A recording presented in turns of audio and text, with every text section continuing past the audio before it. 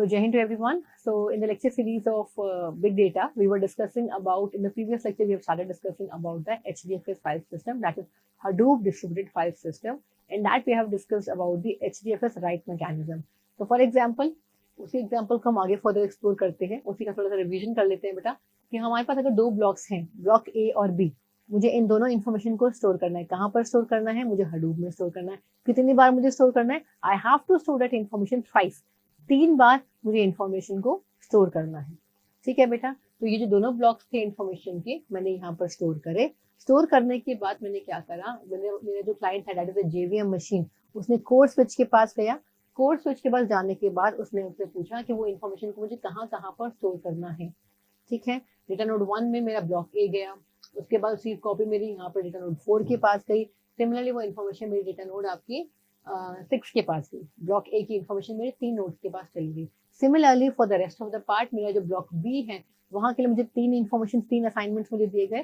That is the data node 3 पे आपका block हुआ, देन आपका यहाँ पर हुआ डेटा नोड 7 के पास, और आपका हुआ डेटा नोड 9 के पास. ठीक है. तो यहाँ पर आपकी इस तरीके से इन्फॉर्मेशन आपकी स्टोर हो जाएगी.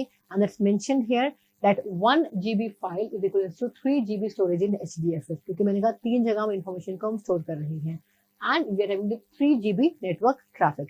So it's mentioned here for the block A we will have the movements from 1A to 2A to 3A to 4A.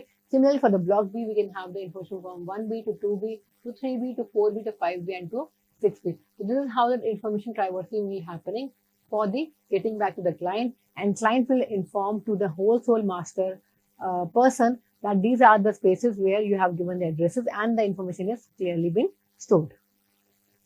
Now coming on to the read architecture, अब information मैंने store कर दी, but कुछ time being के बाद मुझे वही information चाहिए. So I will again ask to the name node कि please tell me कि जहाँ पर भी आपने वो information को store करे मुझे वहाँ से read करना है. I am requesting to read my information. ठीक है. तो जो read request है वो client से आपकी गई, मैंने मुझे block A और block B को read करना है. वो जो read की information है वो आपके name node के पास गई. नेम नोड से वो इन्फॉर्मेशन आपकी गई वापस रिवर्ट बैक की आपकी जो इन्फॉर्मेशन है वो इन डेटा नोड्स के पास है. अब ये याद रखिए बेटा, पहले जो आपने एड्रेस दिया था उन्होंने कहा था 3 जगह इन्फॉर्मेशन आपकी जो है वो वहां पर आप स्टोर कर सकती हैं. बट रीड में क्या होगा? रीड में सिर्फ आपके पास एक ही एड्रेस आएगा जहां से इन्फॉर्मेशन को आप रीड कर सकते हैं. ठीक है. तो यहाँ पर आपके पास इन्फॉर्मेशन रिवर्ट बैक आएगी DN1 और DN3 से आप अपनी इन्फॉर्मेशन को रीड आउट कर सकते हैं. ठीक है. तो देख उसके बाद यहाँ से आपकी इन्फॉर्मेशन होते हुए आपके पास हम यहाँ पर पहुंचे 3A एंड 3B, जहाँ से मैं इन्फॉर्मेशन को रीड कर सकती हूँ. रीड करने के बाद वो जो इन्फॉर्मेशन वो कोड स्विच कर होते हुए आपके वापस क्लाइंट के पास आ गए, जहाँ से हम इन्फॉर्मेशन को हम रीड कर सकते हैं. ठीक है बेटा. अब मान लीजिए कि यहाँ पर हमें जो है इन्फॉर्मेशन रीड करने को नहीं मिलती, किसी कारणवश कोई इशू है, तो डेटा नोड आपकी प्रॉपर्ली वर्क नहीं कर रही होती, तब ये जो क्लाइंट नोड है ये रिवर्ट बैक आपका नेम नोड को बताता कि हमें वहां से इन्फॉर्मेशन नहीं मिल रही है. We not able to get information from DN1 and DN3 और फ्रॉम DN3 ओनली. ठीक है. तब नेम नोड क्या करेगा? जहां पर भी डेटा आपका इन्फॉर्मेशन आपके स्टोर्ड है, the replica copy of that, उस एड्रेस को वापस वो रिवर्ट बैक आपको देगा. वहां से फिर आप उस इन्फॉर्मेशन को रीड आउट कर सकते हैं. अनटिल एंड अनलेस उस डेटा नोड के पास कम्युनिकेशन होगा, उनसे पूछा जाएगा कि क्या इशू आ गया है, क्या दिक्कत आ गई है, उस इशू को साइड में पैरेलली रिजॉल्व किया जाएगा. लेकिन काम को रोका नहीं जाएगा. सेकंड, जहां पर भी आपकी इन्फॉर्मेशन स्टोर्ड है वहां से इन्फॉर्मेशन कलेक्ट करके आपके यूज करके आपका रीड आराम से आप इन्फॉर्मेशन कर सकते हैं. काम आपका रुकेगा नहीं. So that is how simply the read and write architecture works. I hope you have cleared the concept. In the last class, we have discussed about the write architecture. Today, we are discussing again about the write architecture and the read architecture of the HDFS. Clear, everyone? Now, coming on to the Hadoop ecosystem. Now, Hadoop ecosystem क्या है बेटा? जैसे कि मैंने आपको बताया, हम we are having a large amount of big data, और उस बिग डेटा को डील करने के लिए हमें हडूप की रिक्वायरमेंट पड़ी थी. और हडूप में बेसिकली जो हमने अभी तक स्टडी करे वो आपके 2 पार्ट्स हैं. That is your Hadoop, that is HDFS file system, Hadoop distributed file system, और एक है आपके पास मैप रिड्यूस. मैप रिड्यूस क्या काम करता है? जैसे मैंने आपको एग्जाम्पल दिया आपका बुक का, फिर से मैं रिपीट करती हूँ उस एग्जाम्पल को कि अगर मेरे पास कोई बुक है, मुझे उसमें ढूंढना है हडूप वर्ड कितनी बार लिखा है. तो मैं क्या करूंगी? I will simply divide that book to different peoples and I told them to start identifying the Hadoop words. मैंने पेज वाइज इंफॉर्मेशन को डिवाइड कर दिया कि आप 1 to 10 आप स्टडी करिए, 10 to 20 आप स्टडी करिए, 21 to 30 आप स्टडी करिए. इस तरीके से मैंने डिवीजन कर दिया वर्ड का and identify the word Hadoop. ठीक है. तो इससे क्या हुआ, मेरा काम पैरेलली डिवाइड हो गया और फाइनली मैंने उसको रिड्यूस करके कंबाइन करके मैंने आइडेंटिफाई कर लिया कितनी बार उस बुक में हडूप आया। That is the work of A map reduce. Clear? तो मैंने आपको बताया ये आपकी दो मेन चीजें थी, that is the Hadoop distributed file system and map reduce. जो हडूप आपका सबसे पहले मार्केट में निकल कर आया था, उस टाइम पर आपके पास सिर्फ ये दो ही चीजें थी, HDFS file system and the map reduce. Map reduce का काम क्या था? मैपिंग करना, रिड्यूस करना, इंफॉर्मेशन को रिड्यूस करके कलेक्टिवली आपको ट्रांसफर करना। Plus it is also having the resource manager part also, यानी कि जो भी मैनेजमेंट है रिसोर्सेज का, वो भी सारा आपका मैप रिड्यूस करता था। पर जैसे जैसे डेटा आपका बढ़ता गया, इंक्रीज होना शुरू हो गया, बहुत सारा इंक्रीमेंट होता चला गया, तब क्या हुआ, इसकी प्रोसेसिंग की स्पीड जो है वो स्लो होनी शुरू हो गई। इसीलिए जब नए वर्जन आए हडूप के, उस टाइम पे यार्न को लेकर आया गया। तो जो रिसोर्स मैनेजमेंट वाला पार्ट था मैप रिड्यूस का, वो यहाँ से निकलकर यहाँ पर आ गया। तो जो भी रिसोर्स मैनेजमेंट है, कुछ भी आपका काम कर रहे हैं, कोई भी रिसोर्स आप यूज कर रहे हैं, वो सारी इंफॉर्मेशन आपकी यार्न के पास रहेगी। यार्न ही आपको रिसोर्स प्रोवाइड करेगा कि आप कौन से रिसोर्सेज को यूज कर सकते हैं, वही आपको इन्फॉर्मेशन देगा कि वो बिजी है, कितने टाइम के बाद आप यूज कर सकते हैं, वो अब अभी अवेलेबल है नहीं है। ये सब चीजें जो भी हैं वो सारे आपकी यार्न के पास रहेंगी। तो याद रखिए बेटा, हडूप का जो बेसिक स्ट्रक्चर है, एट द बेसिक लेवल, पहले इनिशियली आपके पास HDFS फाइल सिस्टम था, फिर आपके पास आपका मैप रिड्यूस था। उसके बाद जब नया वर्जन आया, उस न्यू वर्जन में एक और आपकी नई चीज ऐड हो गई, that is your Hadoop yarn. ठीक है? इसके अलावा, इन तीन चीजों के अलावा आपके पास बहुत सारे और टूल्स हैं जिनको हम यूज करते हैं। Will discuss one by one about that part. सबसे पहले है आपका डेटा कलेक्शन एंड इंजेक्शन। इसमें आपकी दो चीजें हैं, स्कूप और फ्लूम। ये दोनों ही चीजें, ये दोनों ही जो आपके टूल्स हैं, वो डेटा को, आप इंफॉर्मेशन को आपको देने के लिए, प्रोवाइड करने के लिए। फॉर एग्जाम्पल, जैसे हम लैपटॉप पे हम काम करते हैं, लैपटॉप में मुझे इन्फॉर्मेशन को फीड करना है, फीड करने के लिए यूजिंग द कीबोर्ड, तो वो इनपुट आपका जा रहा है। सिमिलरली इनपुट देने के लिए we are having two tools, Sqoop and Flume. So will see that one by one about all these parts. Of course HDFS मैंने आपको बताया, हडूप डिस्ट्रीब्यूटेड फाइल सिस्टम होता है। ठीक है? मैंने आपको बताया कि हमारे पास ये मास्टर स्लेव आर्किटेक्चर होता है। It stores different format of data on various machines also. मैंने आपको बताया we are having two parts of the HDFS, that is the name node and the data node, that is the master and slave architecture. और मैंने पहले video में discuss करा है कि आपकी जो फाइल है वो आपको हम ब्लॉक्स में आपके स्टोर करते हैं। अगर 300 MB का डेटा है तो we can have the storage 128 MB, 128 MB and 44 MB. It splits the data into multiple blocks, that is 128 by default, यानी कि 128 आपका डिफॉल्ट साइज है आपका डेटा ब्लॉक साइज का। That is the HDFS work, data को store करना, simple. ठीक है? नेक्स्ट आता है आपका यार्न। मैंने आपको बताया यार्न क्या है, yet another resource negotiator. Simple याद रखिए बेटा, इसका काम क्या है, इसका काम है रिसोर्स के मैनेजमेंट को करने का। ठीक है? It handles the cluster of the nodes, it is having the RAM, the memory and the different resources. It allocates RAM, memory and other resources to different applications. Hadoop Yarn के पास भी आपका मैंने का मैनेजमेंट है, तो इसके पास आपका resource manager भी है और इसके पास आपका नोड मैनेजर भी है। इसके भी आपके सेम कंपोनेंट्स हैं, that is the resource manager, that is the master node, and the slave node, that is the node manager. याद रखिए, it is simply the yarn का काम क्या है, रिसोर्स मैनेजमेंट का काम है। जो भी रिसोर्सेज आपको यूज करने हैं, कैसे करने हैं, कब करने हैं, सारी इन्फॉर्मेशन आपको यार्न ही प्रोवाइड करेगा। Remember that it is yet another resource negotiator. It is for the cluster resource management. ठीक है? नेक्स्ट आता है आपका मैप रिड्यूस। मैप रिड्यूस में मैंने आपको एग्जांपल भी दिया था। आपके पास बिग डेटा है, उस बिग डेटा के काम को मैंने डिवाइड करा, अलग अलग सेम काम को मैंने अलग अलग मैप किया।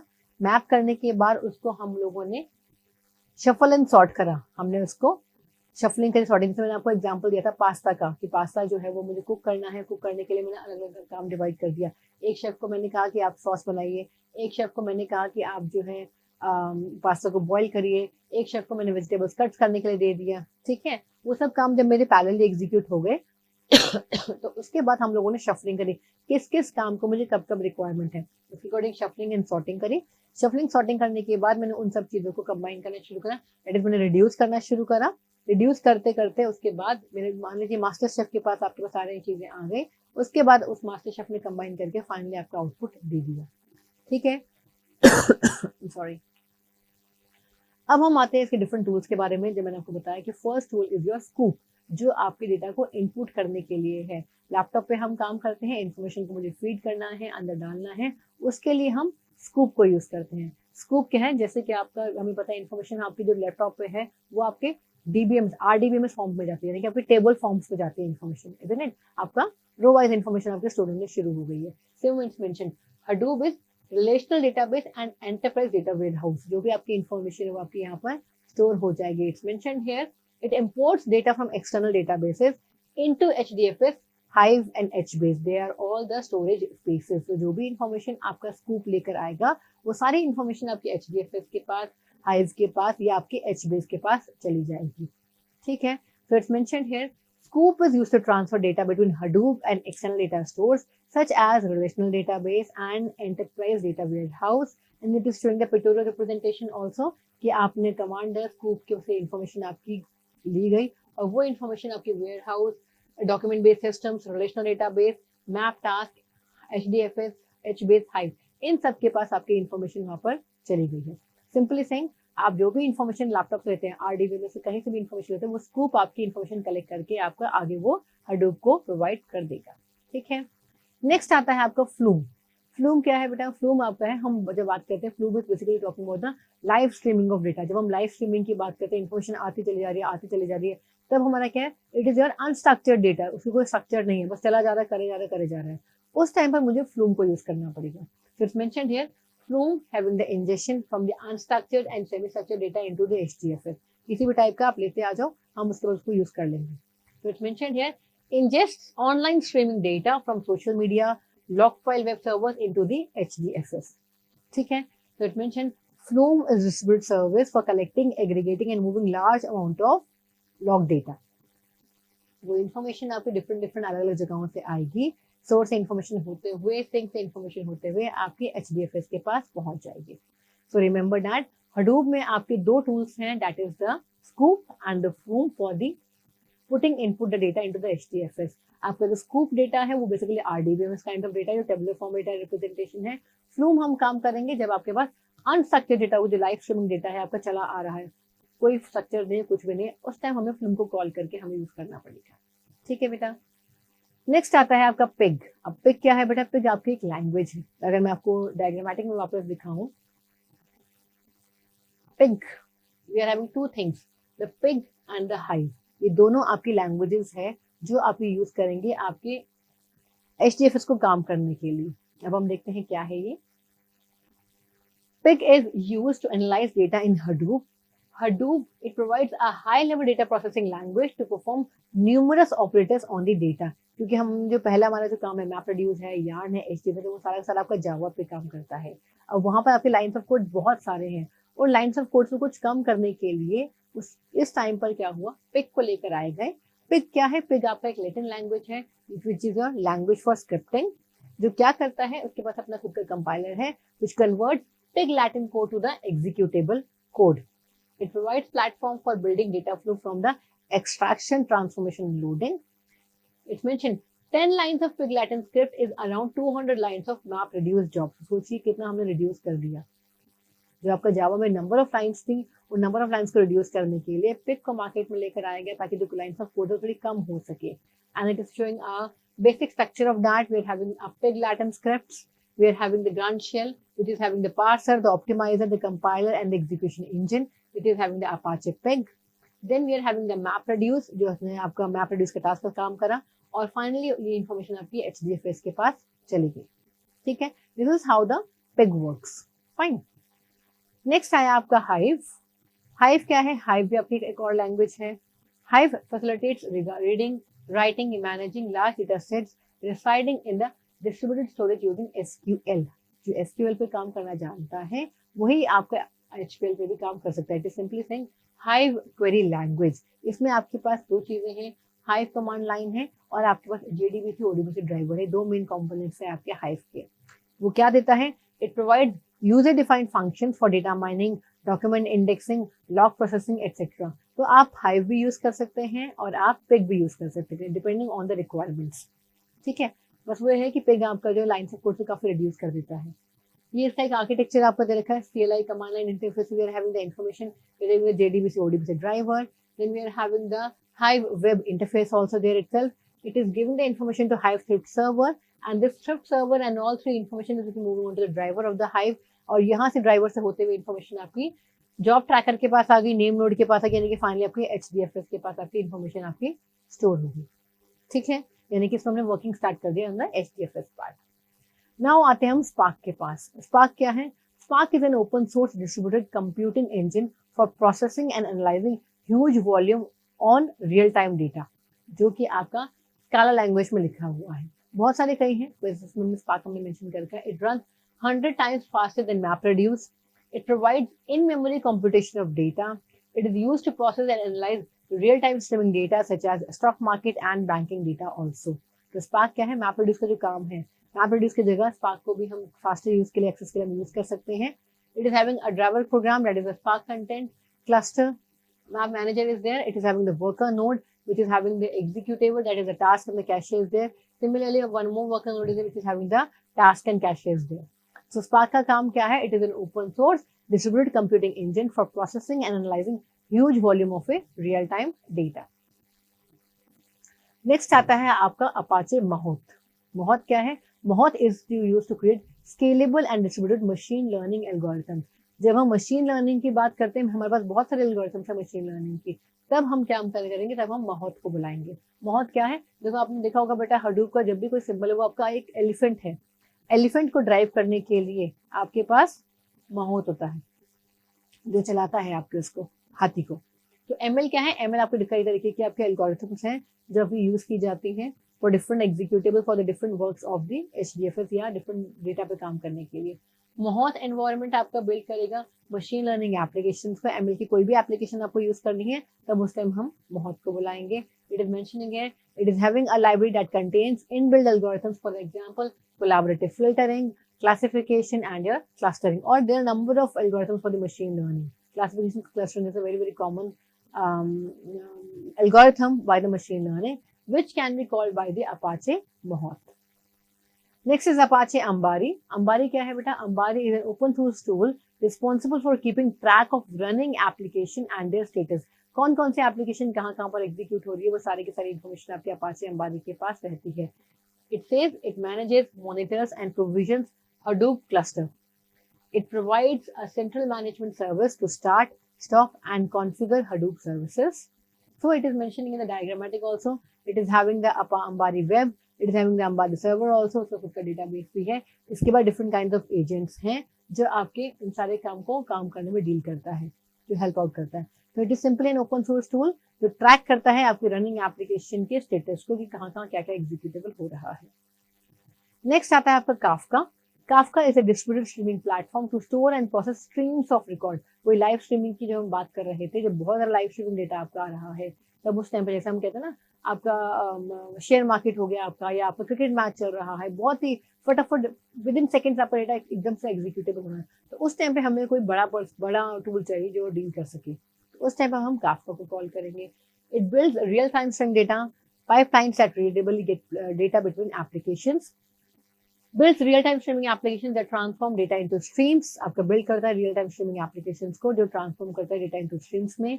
Kafka uses a messaging systems for transferring data from one application to another। फटाफट इन्फॉर्मेशन को सेंडर टू रिसीवर भेजने के लिए, क्योंकि लाइव स्ट्रीमिंग की हम बात कर रहे हैं। यस, आपका लाइव स्ट्रीमिंग के लिए हमारे पास स्कूप भी था, लेकिन वो जो था वो आपके लिमिटेड डेटा के लिए है। जब बहुत ज्यादा ह्यूज अमाउंट डेटा आपका चला आ रहा है, तब उस टाइम पे हम काफका को भी हम कॉल कर सकते हैं। Next is your Apache storm. Storm is a processing engine that processes real time streaming data at a very very high speed. यानी कि आपका रियल टाइम स्ट्रीमिंग डेटा के लिए भी एक स्टॉर्म भी आपका एक टूल है जिसको हम यूज कर सकते हैं। पहले वाला आपका स्काला लैंग्वेज में लिखा था, सेकेंड वाला आपका क्लोजर लैंग्वेज में लिखा हुआ है। It is ability to process over 1 million jobs in a fraction of second on a node.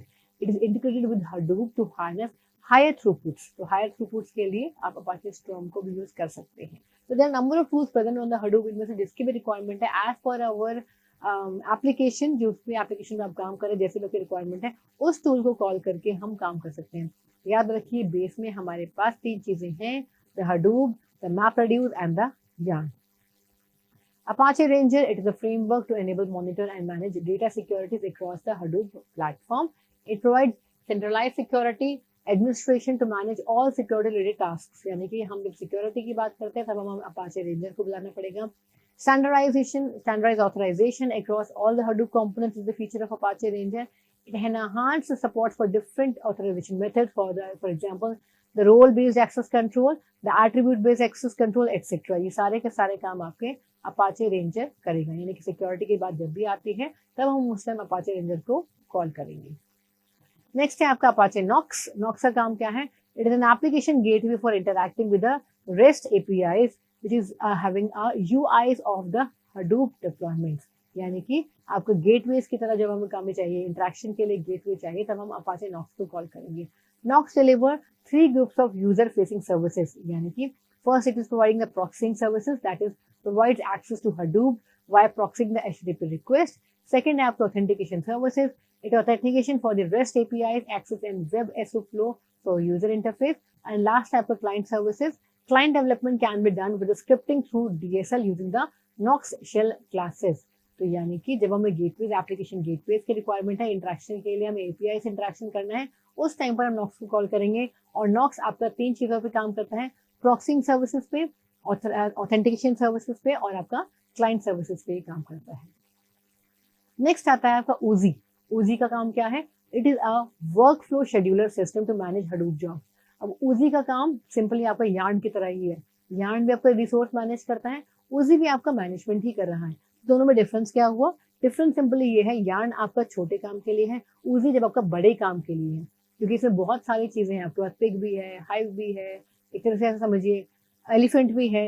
पूरा का पूरा सब चीजों को मैनेज करने के लिए Oozie को कॉल किया गया कि आप अब मैनेज करिए, होल्ड करिए, देखिए कहाँ कैसे काम चल रहा है.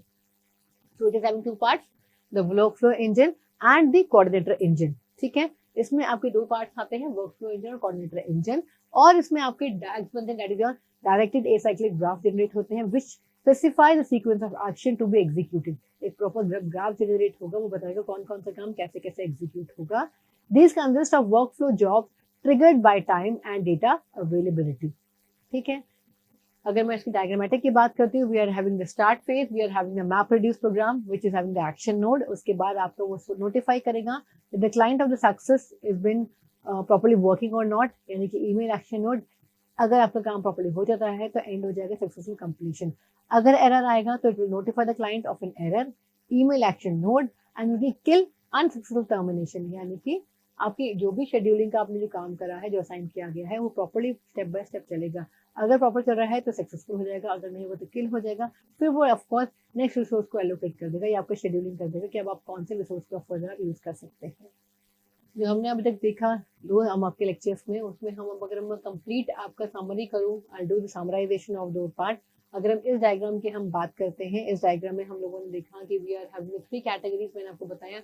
अगर हम बात करें, अब एक समझिए लैपटॉप की तरह आपके पास एक आपका ऑपरेटिंग सिस्टम है, आपके पास फाइल सिस्टम है, जैसे हम NTFS यूज करते हैं, NFS यूज करते हैं, और आपके पास आपका रिसोर्स मैनेजर भी है. यानी एक OS का होना भी जरूरी है, एक फाइल मैनेजर का होना भी जरूरी है आपका, जो आपकी सारी इन्फॉर्मेशन को कैप्चर करेगा. उसके बाद इस इन्फॉर्मेशन के साथ हमारे पास डिफरेंट डिफरेंट टूल्स हैं जो आपके यूज होते हैं. मैंने आपको बताया स्कूप और फ्लूम जो है वो कॉम्बिनेशन है दोनों का, यानी कि डेटा कलेक्शन और इंजेक्शन का. आपको इनपुट देनी है इन्फॉर्मेशन, कुछ भी इन्फॉर्मेशन आपको इनपुट देनी है तो स्कूप और फ्लूम से आप दे सकते हैं. उसके बाद हम बात करते हैं स्क्रिप्टिंग और एसक्यूएल क्वेरीज की. स्क्रिप्टिंग और एसक्यूएल क्वेरीज क्या है? आपकी दोनों लैंग्वेजेस हैं, पिग एंड हाइव. जो आपके पिग जो है वो आपका simply it's a scripting language, और जो आपका हाइव है वो आपका एसक्यूएल क्वेरी पे काम करता है, यानी कि आपका हाइव क्वेरी लैंग्वेज पे वो काम करेगा. स्पार्क की हमने बात की थी कि आपका रियल टाइम एनालिटिक्स पे वो काम करता है. जब भी आपकी लाइव स्ट्रीमिंग की हम बात करते हैं तब आप स्पार्क की बात करेंगे. देन हमने बताया आपके पास महोत है, महोत है मशीन लर्निंग एल्गोरिथम जो आपका काम करेगा. महोत यानी कि जो आपके जैसे जो डराइव कर रहा है आपकी इन्फॉर्मेशन को. नेक्स्ट है आपका अपाचे अंबारी. अपाचे अंबारी क्या है? वो आपका मैनेजमेंट एंड मॉनिटरिंग के लिए है. जो भी इन्फॉर्मेशन आपकी चल रही है, प्रोसेसिंग हो रही है, उस टाइप की मैनेज करने के लिए यूज करते हैं हम. नेक्स्ट है आपका Kafka and streaming, Kafka and strong which is use for the streaming part. Streaming के लिए इसको हम यूज करते हैं. फिर आता है आपके पास अपाचे रेंजर एंड नॉक्स जो आपका यूज होता है सिक्योरिटी पर्पस के लिए. और Oozie आपका पूरा का पूरा वर्कफ्लो सिस्टम को कंट्रोल करता है. और बहुत सारे टूल्स हैं आपके हडूप पे. ज़ू कीपर है जो कि पूरे डेटा को मैनेज करता है, होल्ड करता है, and there number of tools for that. तो आई होप आपको क्लियर हो गया होगा Hadoop ecosystem. and you also able to know about the write and read mechanism also of the HDFS. Thank you so much.